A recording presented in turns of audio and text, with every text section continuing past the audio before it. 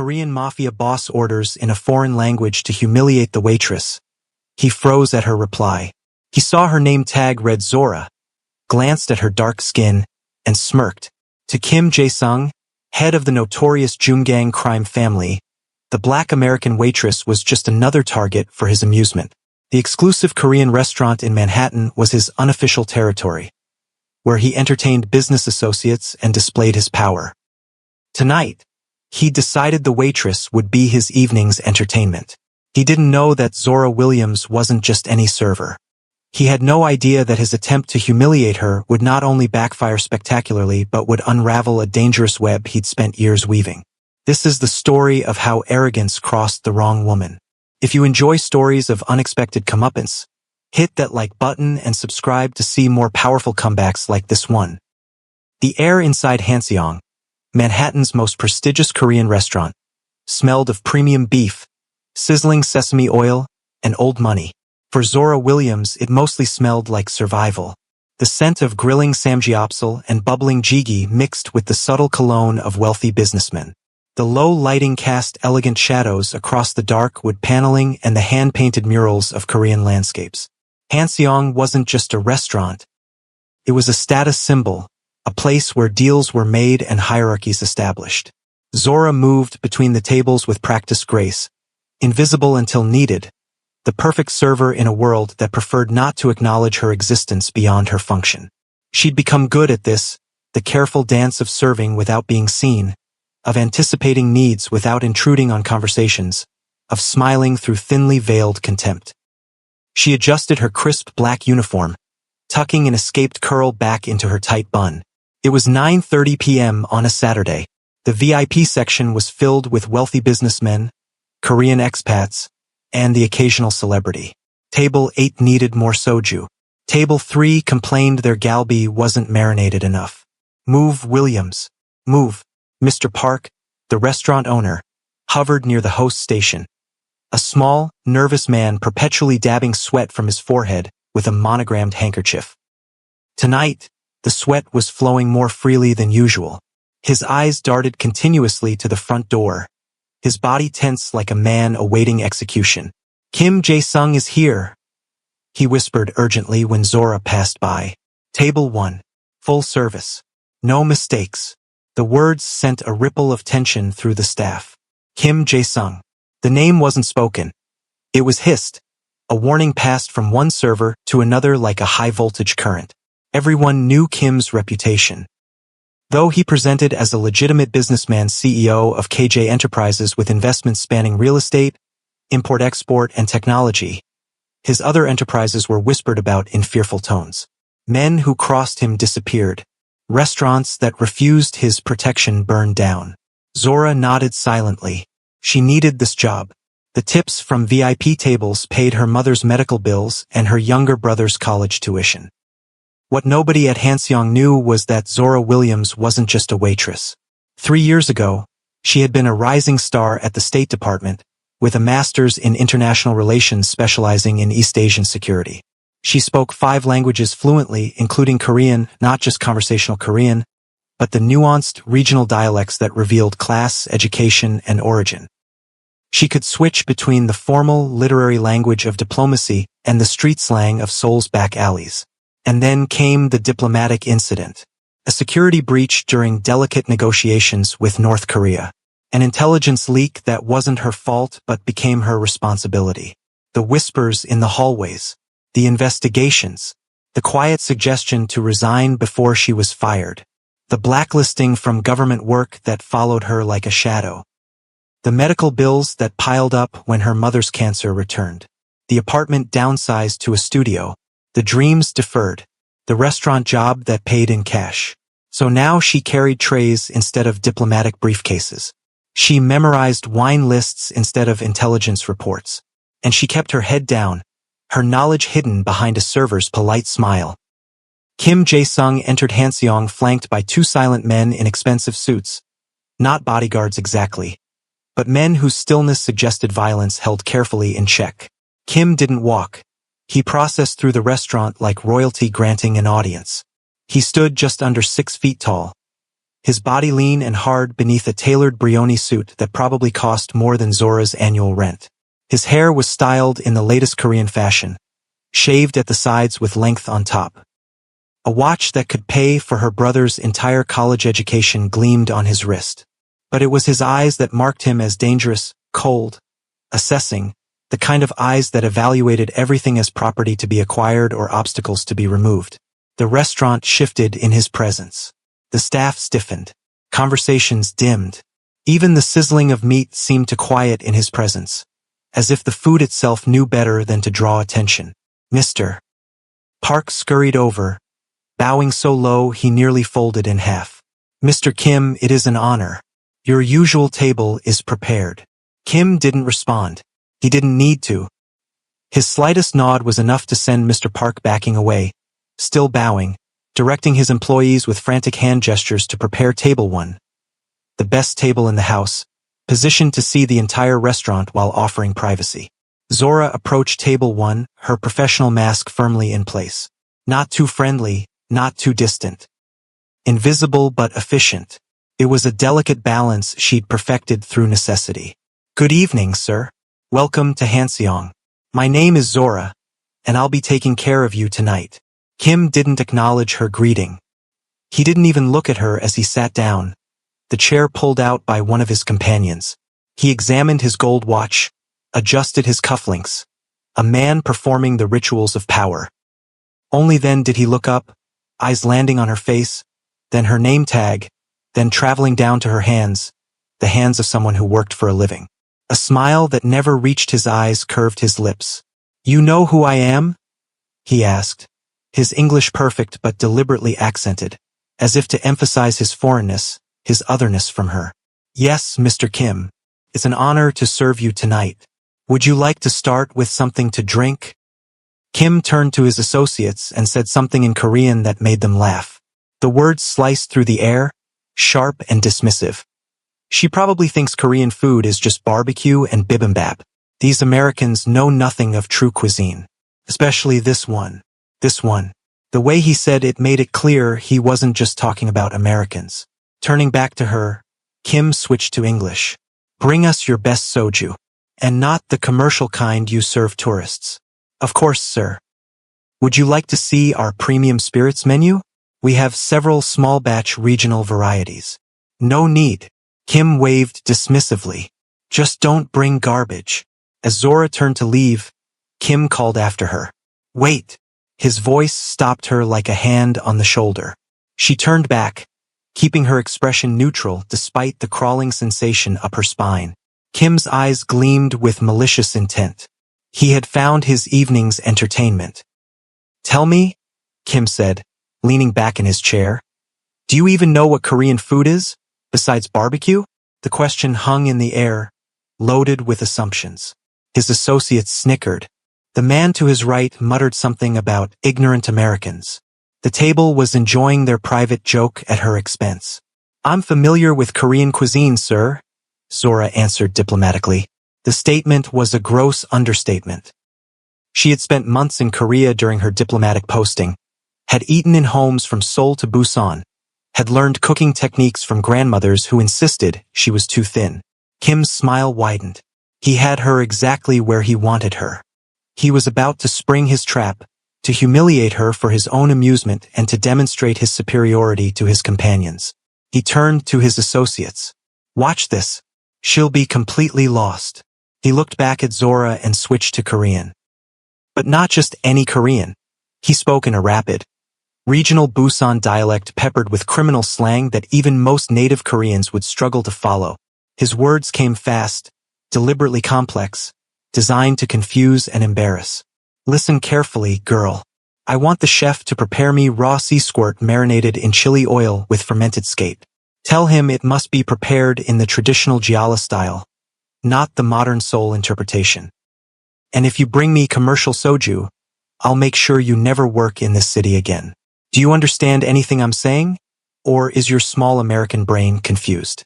Perhaps you should stick to serving fried chicken and watermelon. The racist barb at the end was delivered with particular venom, a gratuitous cruelty meant to entertain his companions even though he assumed she wouldn't understand it. He sat back, arms crossed, a triumphant smirk on his face. His associates were barely containing their laughter, already enjoying the spectacle of the black American waitress stammering in confusion, apologizing for not understanding, perhaps even calling for another server who spoke Korean. Think our waitress is in trouble? Think again. Click subscribe and hit the notification bell to see more underdogs turning the tables on those who underestimate them.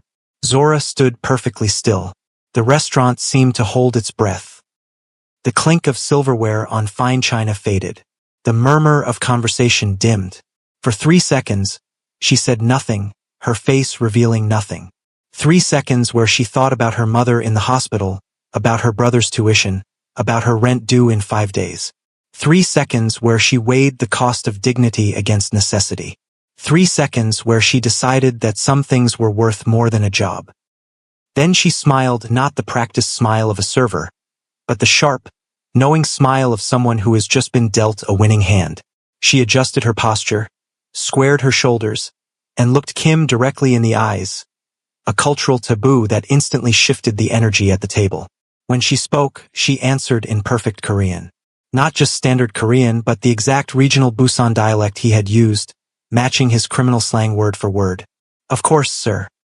Raw sea squirt with chili oil and fermented skate in traditional Giala style. An excellent choice that shows your refined palate. However, I should inform you that Chef Min specializes in the Gyeongsang preparation, which better complements our house-fermented skate. As for the soju, we have a rare small batch Anong soju aged in pine barrels that I believe would impress even someone of your particular background and experience. She paused, then added in even more specific criminal slang. And regarding your concerns about my employment prospects, I assure you my understanding extends far beyond what's on our menu. As for your last comment, I prefer collard greens to watermelon, but thank you for your cultural sensitivity. The silence that followed was absolute. It was the silence of a bomb detonating in slow motion. Kim's associates froze mid-laugh. One of them nearly choked on his water. Kim himself sat rigid, his face transitioning from smug superiority to shock to something far more dangerous. Fury mixed with fear. Zora had not just understood him. She had responded with such specific knowledge of Korean regional cuisine that it demonstrated expertise. And her use of criminal slang specific to the Korean underworld, suggested she knew exactly who he was and what he did. Her reference to his particular background carried a weight that made it clear she wasn't talking about his corporate resume. Most dangerous of all, she had maintained eye contact throughout, challenging him in a way that his own men would never dare. For a single, perfect moment, Zora allowed herself to enjoy the look on Kim's face. It was a small victory, but after 3 years of swallowing her pride, of being invisible, of pretending to be less than she was, it tasted sweeter than any revenge she could have imagined. Kim recovered quickly, but the damage was done. His authority had been publicly challenged. His companions shifted uncomfortably, avoiding his gaze. The power dynamic had shifted, if only for a moment. "Who are you?" Kim asked in English, his voice now cold as steel. "Just a waitress, sir," Zora replied, also switching to English. "Shall I put in your order?" Kim slammed his hand on the table. The crystal glasses jumped. Heads turned throughout the restaurant. "You think this is funny? Playing games with me?" The veneer of civilization was slipping, revealing something feral underneath. He turned to Mr. Park, who had rushed over at the sound of the disturbance. "Where did you find this woman? She's spying on me. She's a cop or FBI." Mr. Park trembled. "Sir, I assure you, I want her fired, now, or your restaurant has problems. Big problems." The threat hung in the air, unmistakable. Zora stood calm amidst the storm. She knew she had made a critical error. Her pride had put her job at risk, a job her family desperately needed. But there was no taking it back now. Some humiliations you accept because you must. Others you reject because you can't live with yourself if you don't. Mr. Park looked at her with anguish. "Ms. Williams, please go to the office." As she turned to leave, Zora heard Kim make a phone call, speaking rapidly in Korean. "Find everything about a Zora Williams. Former government worker. Speaks Korean. I want to know who she works for by morning.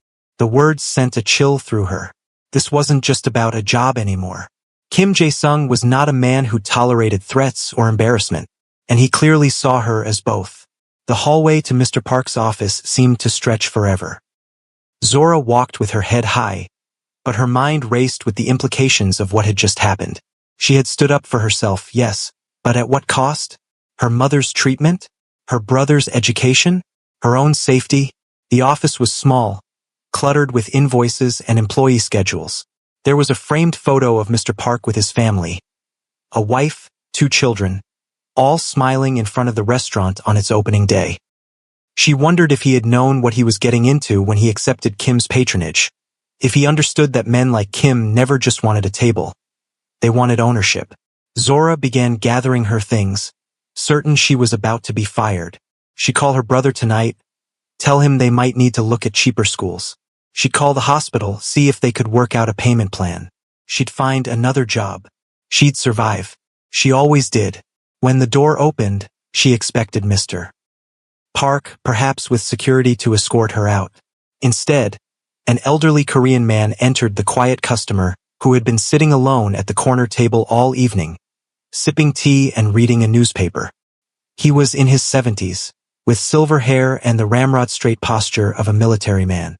His suit was expensive but understated, his presence commanding without being imposing. He closed the door behind him. "Ms. Williams," he said in Korean. "That was quite impressive." "Thank you, but it's cost me my job." The man smiled. "Perhaps not." He switched to English. "My name is General Park Ji-hoon, retired. South Korean intelligence." Zora froze. General Park was a legend in intelligence circles. His work in counterintelligence during the Cold War, his operations against North Korean infiltration, his diplomatic initiatives, all had been required reading during her State Department training. He was supposed to be living quietly in Seoul, not sitting in a Manhattan restaurant watching her commit career suicide. "I recognize you from the Seoul conference 3 years ago," he continued. "Your presentation on cross-border security cooperation was brilliant. Your analysis of the shifting alliances in the region was prescient. Your career ending as it did was unfortunate. You know about that? I know you were made a scapegoat." The leak came from much higher up, someone with more connections, more protection than a young analyst, regardless of her brilliance. He paused, studying her face. "I also know Kim Jae-sung is under investigation by both Korean and American authorities. His legitimate businesses are a front for money laundering, human trafficking, and drug distribution. His arrogance makes him careless." General Park handed her a business card. It was simple, elegant, with only his name and a phone number embossed in gold. "The Korean consulate has an immediate opening for a security liaison. Someone with your linguistic skills and knowledge of certain individuals would be invaluable." Zora stared at the card as if it might vanish if she blinked. "Why would you help me?" "Because talent should not be wasted serving men like Kim. Because your country made a mistake in discarding you. And because justice sometimes needs a gentle push." He smiled. "Also, because the look on Kim's face when you spoke to him in his own dialect was the most entertaining thing I've seen in years." Zora felt something she hadn't experienced in a long time: hope. Not just for a job, but for redemption. For a chance to reclaim the life that had been stolen from her. But caution tempered her optimism. "Kim is dangerous. He's looking into me already. Let him look. By tomorrow, your government clearance will be reinstated. By the end of the week, you'll have diplomatic protection. Kim is powerful in certain circles, but even he doesn't challenge sovereign nations lightly. And Mr. Park? The restaurant? Will be fine. Kim's influence is waning. He just doesn't know it yet." The general stood. "Call me tomorrow. We have much to discuss about your future, Ms. Williams. And about Mr. Kim's past." 3 months later, Kim Jae-sung entered the Korean consulate in Manhattan, summoned for questioning about his business activities. The summons itself had been a shock, delivered not by some underling but by a senior consular official, with the clear implication that refusal was not an option. He expected to charm his way through it, as he had many times before. A few well-placed lies, some strategic name-dropping, perhaps a hint at certain embarrassing information he possessed about officials back home. He had played this game many times and always won. The consulate was imposing, a modern building of glass and steel that reflected the Manhattan skyline. Kim was escorted through security, through marble hallways lined with Korean art, into a formal meeting room with a view of Central Park. The room was designed to intimidate with its austere elegance and official flags. He expected an older man, perhaps one susceptible to threats or bribes. Instead, he found himself facing Zora Williams, now dressed in a tailored suit, a diplomatic credential hanging around her neck, seated at the head of the conference table with a thick file open before her. She was not alone. Two serious men in dark suits flanked her, and a recording device sat prominently on the table. "Ms. Williams?" he stammered, his confident facade cracking. "Special Liaison Williams," she corrected. "Please have a seat, Mr. Kim. We have much to discuss regarding your operations in both countries." The color drained from his face as she opened the file containing details of his organization that only an insider could know: shipping manifests for containers that had passed through customs with suspicious ease, bank transfers through shell companies, meetings with known criminal figures in Seoul, Tokyo, and Los Angeles. "How did you?" "Just a waitress with good ears, Mr. Kim. You should be more careful what you say in public," she smiled. "Or perhaps you should be more careful who you try to humiliate." Kim Jae-sung, the feared mafia boss who had built an empire on intimidation, sat down heavily. For the first time in his life, he was truly afraid. Across town, in a care facility with new experimental treatments now fully covered by diplomatic health insurance, Zora's mother was teaching her new Korean nurse how to make traditional Southern cornbread. Her brother was thriving in his engineering program at MIT, his tuition worries behind him. And Zora Williams had found her way back to her true calling. Not by hiding her knowledge, but by using it when it mattered most, even if it was just to respond to a cruel man's order in a language he never expected her to understand. That's how you turn tables on someone who underestimates you. If this story of hidden talents and perfect justice made your day, smash that like button, subscribe to our channel, and share with someone who needs a reminder that you never know who you're dealing with. What would you have done in Zora's shoes? Let me know in the comments below.